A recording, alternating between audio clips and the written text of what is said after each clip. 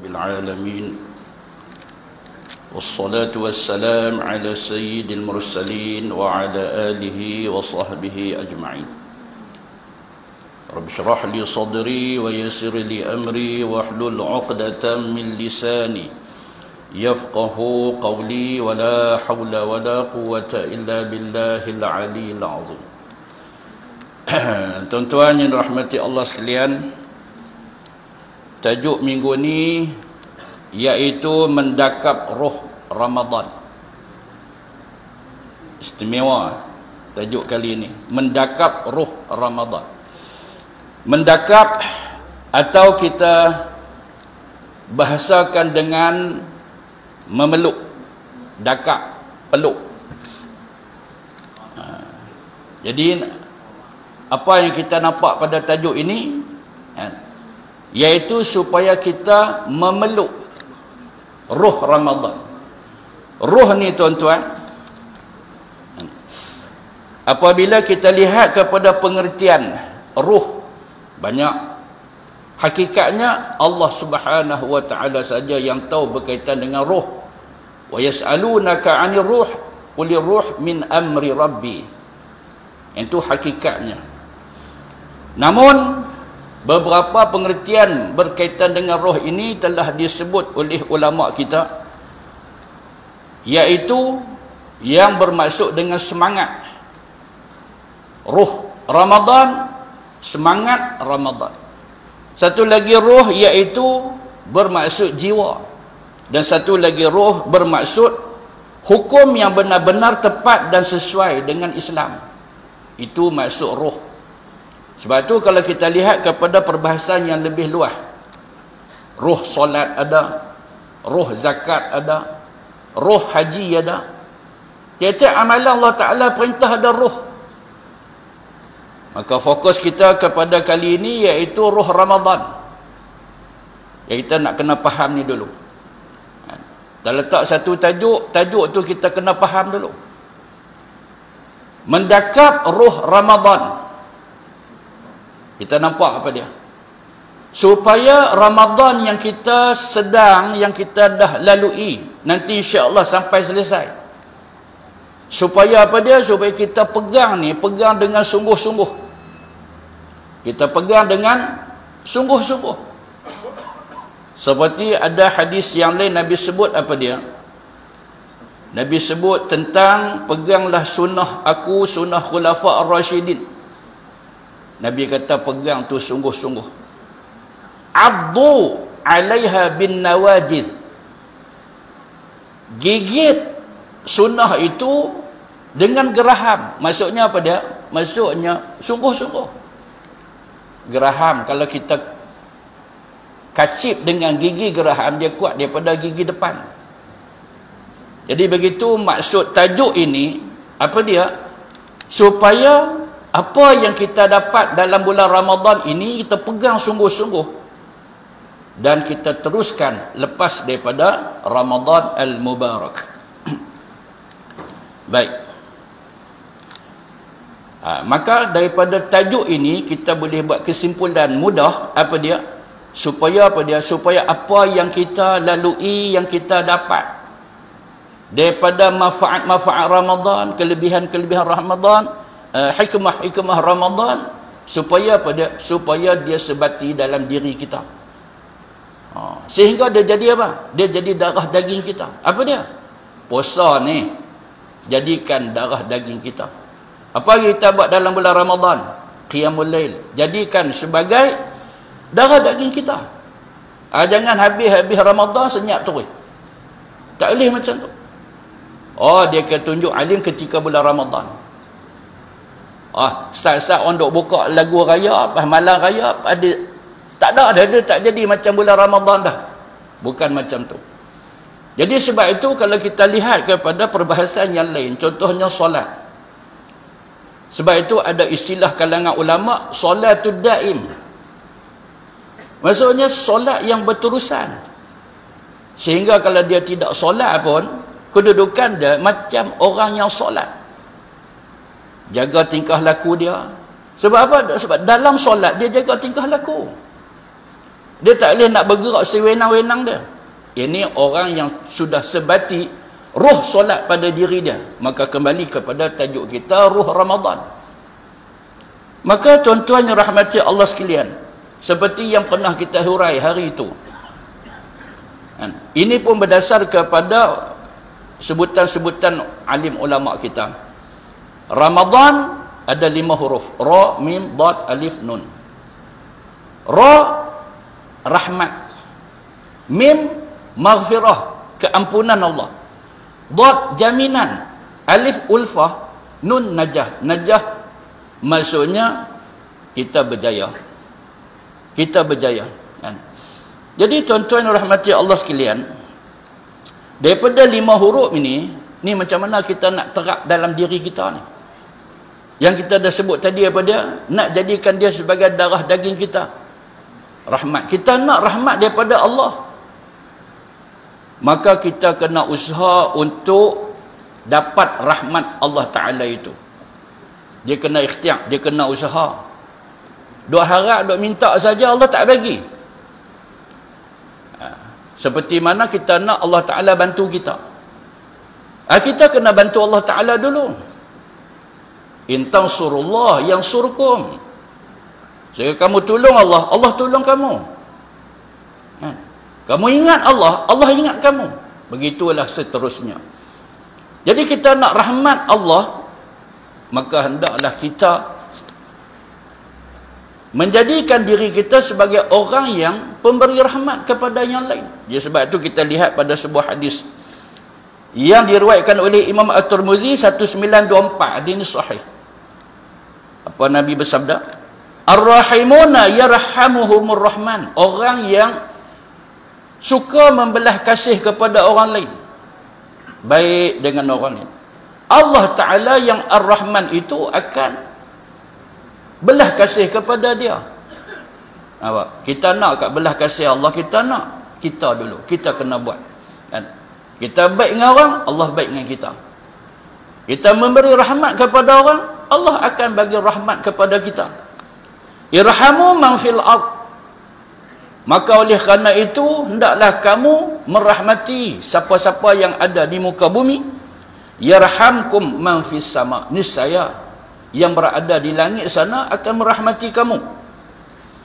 Kemudian kita lihat, ni kita ambil daripada perkataan Ramadan dia, rahmat yang mula tu. Kemudian kita lihat kepada maghfirah, keampunan. Kita nak Allah Ta'ala ampun kita, maka kita janganlah tidak memberi pengampunan kepada orang lain. Sehingga ada dalam sebuah hadis, Nabi kata apa? Kalau satu orang dia buat jahat, dia tak suka nak bagi pengampunan, kemaafan kepada kita, jangan kita duk balas benda yang sama. Kan? Kita sudi memaafkan dia. Mana saya salah, dia yang salah, dia mula dulu. Yang ni semua bisikan-bisikan syaitan yang nak menggagalkan kita menjadi hamba Allah Ta'ala yang sejati. Maka kalau kita yang buat salah, apatah lagi dah. Kan? Kita ulur tangan minta kemaafan. Aku buat silap, aku buat salah, aku minta maaf. Kalau orang buat salah dengan kita, yang terbaik, jalan terbaik apa dia? Kita lupakan kesalahan dia, kita maafkan dia. Begitu. Jadi kalau kita lihat dalam Quran pun banyak Allah Ta'ala sediakan doa-doa untuk kita baca, yang mana doa tersebut kita minta Allah Ta'ala ampunkan kita, minta Allah Ta'ala memberi kemaafan kepada kita. Bukan setakat itu, bahkan kepada sahabat-sahabat kita yang lain. Bak kita nak berdengki, jangan. Bak kita nak marah, jangan. Pasal apa? Pasal ianya tidak membantu kepada maghfirah yang Allah Ta'ala sediakan. Yang ni yang kita lakukan ketika Ramadan, dan kita sebut apa dia? Iaitu supaya kita teruskan selepas daripada Ramadan ini. Seperti mana ada satu doa yang kita petik daripada surah Hasyr ayat 10. Firman Allah Ta'ala, Rabbana ghfir lana wal ikhwanina alladhina sabaquna bil iman. Apatah lagi lah sahabat-sahabat kita yang telah kembali ke rahmatullah. Kadang-kadang kita pun tak kenal mereka. Pasal apa kita nak marah? Pasal apa kita nak berdengki? Pasal apa kita nak khianat dan sebagainya? Kita jaga urusan kita. Mereka dah meninggal. Kembali kepada Allah. Biar Allah Ta'ala uruskan urusan mereka. Sekiranya kalau kita sayangi mereka, termohon kemaafan bagi pihak mereka. Minta doa. Yang kita kenal. Yang kita tak kenal pun. Yang ni yang Nabi pernah sebut akan berlaku akhir zaman. Mereka yang akan lahir nanti menghina, mengutuk orang-orang yang dahulu daripada mereka. Ini kita tak mau. Jadi macam mana? Pergaduhan mereka, pertelingkahan mereka, seperti mana satu orang dia tanya Imam Syafi'i, wahai Imam, macam mana mereka-mereka ketika dahulu perang sama sendiri, peristiwa As-Siffin, macam mana ni Sayyidina Ali dengan Muawiyah dan sebagainya ni, kisah-kisah sejarah lampau. Maka Imam Syafi'i dia tak banyak cakap, dia kata ni doa ni hang baca selalu. Rabbana ighfir lana wal ikhwanina allazina sabaquna bil iman wa la taj'al fi qulubina ghillan lil ladzina amanu Rabbana innaka raufur rahim. Bila kita amal doa ni, insya-Allah Allah lembutkan hati kita. Kita nak radang, kita nak marah, punca apa dia? Hati kerah. Kalau dalam bulan Ramadan ni, madrasah Ramadan pun kita tidak terasuh, hati masih kerah. Hari ni hari 27 dah, menghampiri saat akhir Ramadan ni. Ini yang kita bimbang apa dia? Kita dambakan maghfirah daripada Allah Ta'ala, tiba-tiba kita tak dapat pengampunan daripada Allah. Orang ni orang yang malang. Seperti ada satu hadis riwayat Imam Tirmizi 3539, sabda Nabi SAW, wa raghima anfu rajulin dakhala alaihi Ramadan. Hinalah satu orang apabila dia masuk dalam bulan Ramadan, dia lakukan macam-macam ibadah ketika bulan Ramadan, thumma salakha qabla an yughfara lah, sehinggalah Ramadan itu beransur-ansur meninggalkan dia. Habis saat ni kat hujung dah 27, dia esok 28, 29. Habis Ramadan, habis dalam keadaan dia tidak mendapat keampunan. Orang ni orang yang hina. Tuan-tuan, muhasabah diri kita, tuan-tuan. Muliakan kita atau hinakah kita? Pasal apa? Dendam tak habis. Ni saat-saat yang terbaik ni, syahnak jangan bagi ada. Permusuhan jangan bagi ada. Dia duduk marah tak habis lagi. Panah barang dia, perongoh dia tak kira bulan. Orang ni orang yang malang. Orang ni orang yang rugi. Tuan-tuan yang dirahmati Allah sekalian. Maka begini cara kita nak terapkan madrasah Ramadan pada diri kita. Tahbir kat huruf tu sudahlah. Kemudian kita lihat dhaman, jaminan Allah Ta'ala bagi hamba-hamba yang baik. Maka kita pun kena buat jaminan kepada kawan-kawan kita yang lain. Supaya apa dia? Supaya mereka tidak terasa dengan diri kita. Tidak kita ni penyebab kepada kekerohan dan sebagainya. Baik itu Nabi pernah sebut dalam sebuah hadis sahih Bukhari Muslim. Sabda Nabi, al-muslimu man salimal muslimun min lisanihi wa yadihi. Orang Islam, orang yang sejahtera orang Islam yang lain daripada lidahnya dan juga tangannya. Maksudnya apa, tuan-tuan? Iaitu kita kalau betul orang Islam, jangan lukakan hati orang. Mulut lidah kena jaga. Perangai kena kawal. Kalau tidak, apa erti Islam kita? Hanya Islam pada nama. Tengok kat kenalan dia orang Islam. Mungkin tengok kepada pakaian dia, nampak kita kata orang Islam. Tapi tingkah laku, mulut lidah dia tidak menggambarkan orang Islam. Jangan begitu. Maka kalau orang lain tidak dapat jaminan keselamatan daripada diri dia, bagaimana dia nak dapat jaminan keselamatan daripada Allah Ta'ala?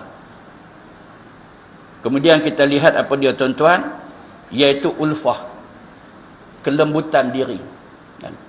Maka ini pun kita lihat dalam hadis-hadis Nabi. Seperti mana hadis sahih riwayat Abu Daud, Imam Tirmizi, Imam Ahmad. Dan lafaz ini daripada Imam Ahmad sendiri. Laisa minna man lam yarham saghirana wa ya'rif haqqa kabirina. Tidak dah di kalangan kami orang-orang yang tidak belah kasih kepada yang kecil dan yang tidak tahu hak orang-orang dewasa mereka. Bukan kalangan kami. Jadi kita kena bagi hak yang sepadan. Macam mana dengan kanak-kanak? Macam mana dengan orang dewasa? Macam mana orang-orang yang tua? Hak kepada orang perempuan, hak kepada orang lelaki, hak kepada jiran. Ni semua kita kena ambil tahu. Kan? Kalau kita abaikan, maka bimbang kita, Nabi sebut tadi, laisa minna, bukan di kalangan kami. Nampak tuan-tuan? Kita ambil ringkas, kita buat kesimpulan begitu saja. Kita tak ambil beberapa dalil yang lain. Kita ambil hanya kita nak fokus kepada 5 huruf daripada huruf Ramadan. Ra, mim, dad, alif, nun. Nun, najah, iaitu berjaya ataupun selamat. Ini pun sama. Orang yang menjalani ibadah Ramadan ini, insya-Allah, Allah jamin selamat dia. Allah bagi keselamatan pada dia, tapi dengan syarat. Dengan syarat. Kan? Sejauh mana dia menghormati Ramadan. Ini masalah ni orang yang tak menghormati Ramadan. Kisah yang terdahulu pernah diceritakan. Satu orang Majusi, dia tengok anak dia makan di khalayak ramai di bulan Ramadan. Dia panggil anak dia, "Hamai sini." Anak dia mai. "Siapa ayah?" "Hang buat apa ni?" "Makan." "Hantar ni bulan Ramadan." Dia tahu. Dia tahu. Kita bukan orang Islam. Dia kata ke ayah dia, "Kita bukan orang Islam. Kita kena hormat bulan Ramadan. Yang kita bukan orang Islam. Kita kena hormat bulan ni. Bulan ni bulan mereka puasa. Siapa makan di khalayak ramai?" Dia perambat anak dia balik. Dua tak lama, dia ni meninggal. Satu orang alim bermimpi lihat dia di satu tempat yang cukup hebat. Singgah sana yang cukup indah. Maka orang alim ni tanya dia, "Hei Majusi, dulu kamu ni orang kafir. Kan kamu ni orang kafir, tidak menyembah Allah. Kamu sembah api. Kamu Majusi, betul? Kan? Ni macam mana pula dapat kelebihan yang macam ni?" Maka dia jawab. Dia kata, "Wahai Syekh, Allah Ta'ala takdirkan aku masuk Islam. Hampir-hampir umur aku nak habis. Allah takdirkan aku masuk Islam. Sekarang aku selamat." Ni tuan-tuan yang kata hidayah. Yang kata hidayah. Cerita ni ada dalam kitab-kitab besar. Statusnya di segi kesahihannya wallahu ta'ala a'lam. Tapi setakat ni saya tidak lihat lagi mana-mana orang yang kritik sirah ini, kisah ini. Jadi masalah hidayah ni tuan-tuan, kita tak tahu, ini semua rahsia Allah Ta'ala. Sungguh. Innaka la tahdi man ahbabta walakin Allah yahdi man yasha. Allah kata kat Nabi kan, siapa pun yang kamu kasih, kamu tak boleh nak bagi hidayah. Aku yang nak bagi hidayah kepada siapa yang aku mau. Maka tuan-tuan yang dirahmati Allah sekalian, sebab tu ada dalam satu kisah dalam Sahih Bukhari sendiri, yang kata pada, yang sebab tu Nabi kata apa dia? Nabi kata kita ni masuk syurga dengan rahmat Allah, bukan dengan amalan. Bukan dengan amalan. Ini kita buat amalan hebat dalam bulan Ramadan ni kan, bukan kerana amalan ni yang kita nak masuk syurga, dengan rahmat Allah juga. Sebab itu kisah dalam Sahih Bukhari. Tapi lagi dahsyat, dia kata apa kat anak-anak dia? Dia kata, kalau aku mati, mayat aku hampa bakar. Mayat aku hampa bakar. Jangan lupa yang ni, aku pesan. Mayat aku bakar. Anak dia buat. Bakar mayat ayah dia. Cumanya yang hebat ni dalam Sahih Bukhari kata apa dia? Dia ni Allah Ta'ala takdirkan masuk syurga. Masuk syurga. Allah tanya dia, kenapa suruh anak-anak kamu bakar mayat kamu? Dia kata, kerana aku takut kepadamu ya Allah. Aku jahat, aku salah, aku takut dengan azab. Kerana itulah aku pesan ke anak-anakku supaya bakar. Mudah-mudahan aku terlepas daripada azab. Kerana dia takut kepada Allah Ta'ala, maka dia dimasukkan ke dalam syurga. Ini yang tuan-tuan, rahsia-rahsia Allah Ta'ala. Maka kita, Allah Ta'ala bagi kat kita bulan Ramadan, satu bulan yang hebat, anugerah daripada Allah Ta'ala, Sayyidul Syuhur, penghulu segala bulan. Maka seorang yang menjalani ibadah Ramadan seperti mana yang Allah dan Rasul arahkan, ni semua ni dia akan dapat. Sehingga Allah Ta'ala akan selamatkan dia daripada segala masalah, sama ada dunia, apatah lagi akhirat. Nun yang di ujung tu najah. Kalau orang berjaya, kita kata apa? Kita kata mereka ni najihin, orang-orang yang berjaya, atau faizin. Dapat nanti bila masuk bulan Syawal nanti ada orang dok sebut minal aidin wal faizin, jaya. Jaya setakat mana kita berjaya? Jayakah kita? Itu soalan-soalan tu kan. Jayakah kita? Dalam bulan Ramadan masih duk kedekut. Masih duk kedekut. Dia tuan-tuan kerana apa ni? Kerana dosa tuan-tuan. Kerana dosa. Seperti mana Syekh Muhammad bin Muhammad Asy-Syangqiti dia kata, kerana dosa lah menyebabkan terbantuknya amalan seseorang. Susah nak buat amalan ni. Nak tahajud susah. Kadang mangkit waktu tu untuk nak makan ni. Mangkit waktu sahur tu untuk nak makan ni. Padahal ketika itu apa yang kita dituntut? Waktu tu kita dituntut banyakkan beristighfar. Wabil asharihum yastaghfirun. Berapa ramai yang istighfar waktu tu? Yang mangkit ketika itu beristighfar. Siapa susah? Dosa. Jadi sebab itu pesanan ulama-ulama kita saat-saat yang mulia ini, apatah lagi bulan Ramadan sebagai Sayyidul Syuhur, maka banyakkan beristighfar. Istighfar sungguh-sungguh. Kan? Apabila dosa-dosa kita Allah Ta'ala ampun, sikit demi sikit ringan badan kita untuk nak melakukan amalan. Tambah malam tadi malam Jumaat, sana sini orang duk sebut dah malam ni malam 27. Ada ulama kata pula bahawasanya kalau bertemu malam 27 dengan malam tu malam Jumaat, sudah pasti ianya Lailatul Qadar. Sudah pasti. Betul ada tanda yang lain Nabi kata, antara tanda Lailatul Qadar iaitu hujan turun. Malam tadi hujan turun. Tak tahu sini hujan turun. Turun. Tu antara tu.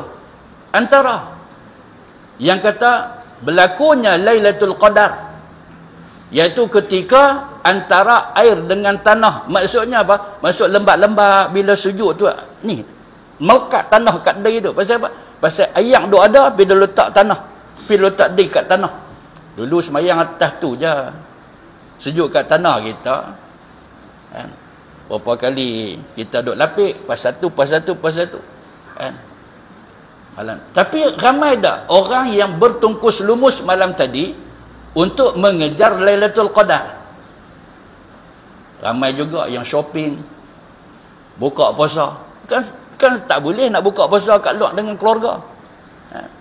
Tapi dia lajak sampai maghrib pun tak. Sungguh. Kan nak tuduh kok siapa macam tu. Maka rugi dia. Kok suka orang, dia kata ikut suka. Orang yang macam ni, maka rosaklah madrasah Ramadan dia. Orang yang macam ni, macam manalah dia nak dakap roh Ramadan. Ramadan dia hancur. Dia nak dakap kok mana?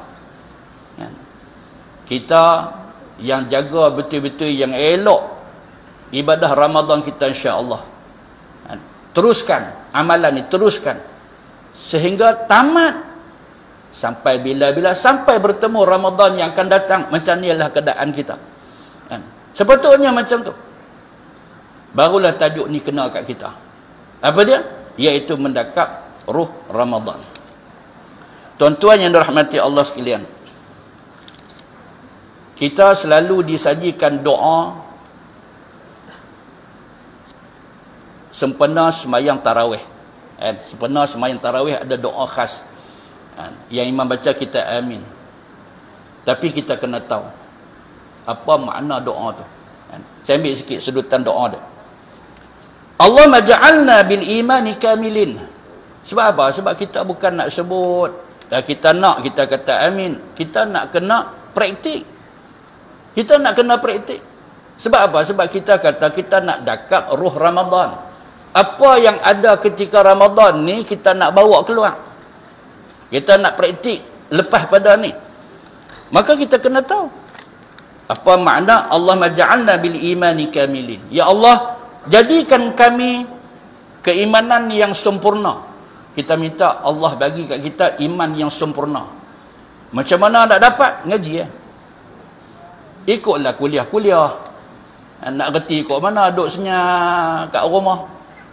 Padahal tunggu kira kereta berapa biji yang lalu depan rumah kita. Nak dapat ilmu ikut mana? Al-ilmu bit-ta'allum. Ilmu kena mengaji. Barulah insya-Allah apa pun kita boleh dapat, termasuklah iman yang sempurna. Walil fara'idhi mu'addin. Ni pun kira seperti mana aku janji ni. Ni seperti mana ni pengakuan kita, iqrar kita. Apa dia? Iaitu, ya Allah, semua yang kau fardukan aku akan tunaikan. Hang sebut saja ke hang buat sekali? Semua fardu, faraid, bukan fardu. Faraid, semua fardu aku akan tunai. Jangan kerana kita sebut atau kita aminkan bacaan ini menyebabkan Allah Ta'ala marah. Pasal apa? Hang bohong. Hang kata hang nak tunai, hang tak buat. Walis salati hafizin, dan sembahyang aku nak jaga. Jadikan kami, ya Allah, kalangan orang yang jaga sembahyang. Jaga sembahyang. Betul Allah Ta'ala pun kata hafizu ala salawat. Jaga semua sembahyang. Persoalan dia, betul tak kita jaga? Jangan jadi orang yang dianggap sebagai orang munafik ketika solat. Satu kisah dahulu. Sahabat-sahabat kepada Sayyidina Anas mai ke rumah Sayyidina Anas, bagi salam.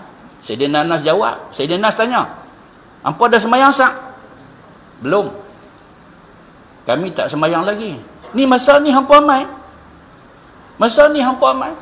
"Yalah, kami baru habis sembahyang." "Asak mayang tak lagi?" Depa jawab, "Tak lagilah." Tak lagi. Hampa patah balik pergi masjid, tunggu saat azan, hampa sembahyang. Depa pun pergi, habis mayang sak, mai balik. Bila mai ke rumah Sayyidina Anas kata, "Tilka salatul munafiq." Ni yang hampa buat ni sembahyang orang munafik. Tunggu nak habis waktu baru nak sembahyang. Rupanya tadi depa sembahyang zuhur di akhir waktu. Dekat nak masuk asar, buat zuhur. Lepas tu mai rumah Sayyidina Anas. Sayyidina kata, "Aku tak boleh nak terima tamu macam ni. Hampa kena pergi sembahyang asar dulu." Tuan-tuan, kalau kita praktik yang ni, kira hidup kita ni Allah Ta'ala berkat. Apa dia? Siapa mai rumah kita tanya sembahyang tak lagi? Siapa buat? Belah kanan siapa buat? Belah kiri siapa buat? Belakang siapa buat? Buat apa Ustaz? Siapa mai rumah kita tanya sembahyang tak lagi? Ustaz, ni cari pasal. Cari pasal. Ni nak hidup cara Islam. Mau yang masuk rumah kita tak sembahyang. Ni sembahyang orang munafik sembahyang macam mana? Salah satunya, dia nak tunggu kat ujung baru dia nak sembahyang. Nak masuk asar dia buat zuhur, nak masuk maghrib sembahyang asar. mayang siapa kata tak mayang? Tak apalah hang mayang, tapi cara tu cara tak betul. Macam mana cara betul? Cara betul iaitu apabila masuk waktu tak ada masalah apa yang patut kita buat. Kan? Dengan kelapangan masa dan sebagainya, kita dirikan solat di awal waktu. Kan? Kecuali ketika kita sedang memandu, kan? Nak berhenti kat mana, sekejap lagi ke depan, kita memang set masa, sekejap lagi kita nak berhenti ke depan. Lain lah. Atau tertidur. Dan sebagainya. Ni saja-saja. Tak ada apa pun. Saja tunggu kat pukul 4. Baru nak sembahyang zuhur. Kan? Yang ni yang nama dia sembahyang orang munafik. Kalau yang ni dia buat ketika bulan Ramadan, payah. Selepas Ramadan, dia nak pulih. Agak payah. Kan? Pasal apa? Pasal dia tak dapat asuhan Ramadan. Maka bagaimana dia nak terasuh lepas daripada Ramadan? Tu macam mana Ustaz? Ni Ramadan dah nak habis dah Ustaz. Saya teruk ni. Istighfar banyak-banyak insya-Allah. Doa. Kan? Mohon kepada Allah Ta'ala, ya Allah, aku banyak tersasar ya Allah, aku banyak yang tersimpang ya Allah. Ampunkan kesalahanku ya Allah. Sebut Ramadan tak habis lagi sebut. Siang maupun malam. Allahumma innaka afuun karim tuhibbul afwa fa'fu anni. Dengan penuh penyesalan. Baca pula Sayyidul Istighfar. Amalkan maksurat pagi petang. InsyaAllah. Rahmat Allah Ta'ala luah. Mau orang yang insaf, yang sedang sahaja, Allah Ta'ala akan layan. Masih duk kah pala. Masih duk kata diri dia betul, padahal tak betul. Maka akibatnya hang sendiri yang rugi. Wali zakati fa'ilin. Jadikan kami ya Allah kalangan orang yang membayar zakat. Walima indaka talibin. Jadikan kami ya Allah apa-apa yang di sisimu kami mau. Tak ada nak berhajat kepada makhluk ni, tak mau. Wali'afika rajin. Dan keampunanmu ya Allah kami harap. Wabil huda mutamassikin. Dengan hidayahmu ya Allah kami nak pegang kuat, nak pegang sungguh Quran dan juga sunnah Nabi sallallahu alaihi wasallam. Sebab itu tuan-tuan, doa ni dan doa-doa yang lain, jangan hanya pandai membaca. Mau kita faham dan kita amal. Tapi setengah bukan kata pandai baca. Baca pun tak betul. Hati-hati tuan-tuan. Doa jangan salah sebut. Istighfar jangan salah sebut. Selawat jangan salah sebut. Nak buat contoh tu banyak tuan-tuan. Jadi saya buat rangkuman begitu saja.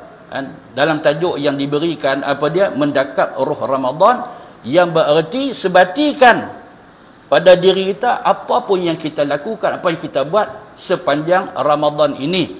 Mudah-mudahan Allah Subhanahu Wa Taala memberi pengampunan kepada kita dengan pengampunan yang sempurna, iaitu kalimah al-afu, bukan hanya al-maghfirah, yang hanya terbatas pada waktu dan ketika tertentu. Sedangkan ulama kata al-afu iaitu pengampunan secara total yang tidak lagi dikaitkan pada akhirat nanti, insya-Allah. Insya-Allah tuan-tuan yang rahmati Allah sekalian,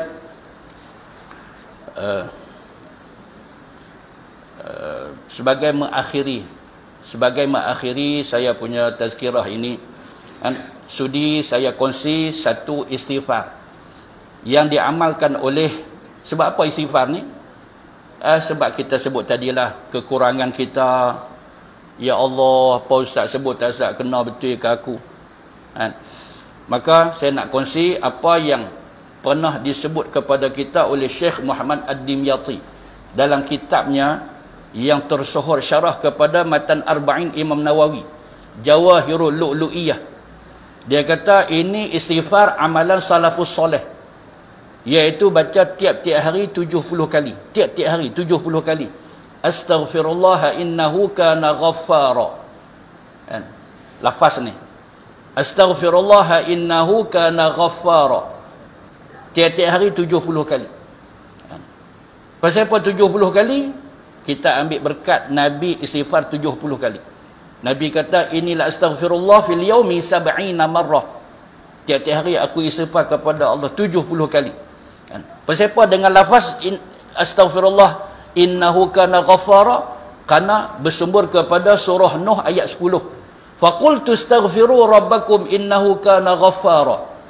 Dan ada kelebihan yang Syekh Dimyati sebut. Yang pertama, anaknya akan dapat mudah. Kalau tidak, anak dia insya-Allah, cucu dia Allah Taala bagi. Ni kahwin lama ni tak dapat anak ni, insya-Allah boleh ambil tip ni. Istighfar ini 70 kali. Dan ini pernah berlaku pada zaman Hasan Basri. Satu orang dia main, wahai Imam Hasan, aku kahwin lama tak dapat anak. Macam mana nak buat? Hang balik istighfar. Dia istighfar sungguh-sungguh. Duk tak lama dia main. Dia kata, wahai Imam Hasan Basri, ni sudah ada anak. Dia bawa anak dia betul. Kan? Yang ni yang dapat daripada istighfar ini. Kan? Terus tuan-tuan baca ayat tu, Nuh ayat 10 sampai ayat 12. 11, 12. Yang lafaz tu tadi ayat 10. Kan? Sambung dia, yursilis samaa alaikum midrara wa yumdidukum bi amwalin wa banin. Banin tu anak-anak. Wa yaj'al lakum jannatin wa yaj'al lakum anhara. Tanaman dia subur, ternakan dia membiak menjadi, maksudnya apa? Apa yang dia milik dapat berkat. Jadi insya-Allah kita sama-sama amal istighfar ini selain daripada istighfar yang lain. Kan? Sayyidul istighfar dan sebagainya. Kan? Mungkin yang ni orang terlepas pandang. Amalan yang diamalkan oleh salafus soleh yang terdahulu dan memang terbukti. Satu orang dia main, wahai Imam Hasan Basri, saya duit tak ada, berhutang sana sini, duit tak ada. Dia kata balik istighfar. Duk tak lama mai dia kata saya sudah kaya. Kan? Pasal apa? Ni wa yumdidukum bi amwalin. Allah Taala akan gandakan harta dia. Istighfar ini tuan-tuan berapa kali? 70 kali setiap hari. Bila pun tak ada masalah apa, tapi dalam masjid lah ni tak salah, kita fokus kepada kuliah ni. Satgi saya berhenti, satgi kepada khutbah dan sebagainya. Satgi masa lapang-lapang daripada dok mampu nak buat no, istighfar banyak-banyak. Mudah-mudah Allah Taala terima dan Allah Taala ganjari kita dengan ganjaran yang setimpal apa yang kita buat. Baiklah, setakat itu saja. Yang benar itu semuanya daripada Allah Subhanahu wa taala. Sila kurang saya. Kita tangguh dengan tasbih kafarah. Subhanakallahumma wa bihamdika asyhadu an la ilaha illa anta astaghfiruka wa atubu ilaika. Amiltu su'an wa zalamtu nafsi faghfir li innahu la yaghfiru dhunuba illa anta. Bismillahirrahmanirrahim. Alhamdulillahi rabbil alamin wassalatu wassalam ala sayyidil mursalin wa ala alihi wa sahbihi ajma'in. Allahumma 'allimna ma yanfa'una wa fa'na bima 'allamtana zidna 'ilman wa 'amalan taqabbala ya arhamar rahimin. اللهم أعنا على الصيام والقيام وغض البصر وحفظ اللسان. ربنا آتنا في الدنيا حسنة وفي الآخرة حسنة وقنا عذاب النار. وصلى الله على محمد وعلى آله وصحبه وسلم. والحمد لله رب العالمين. السلام عليكم ورحمة الله.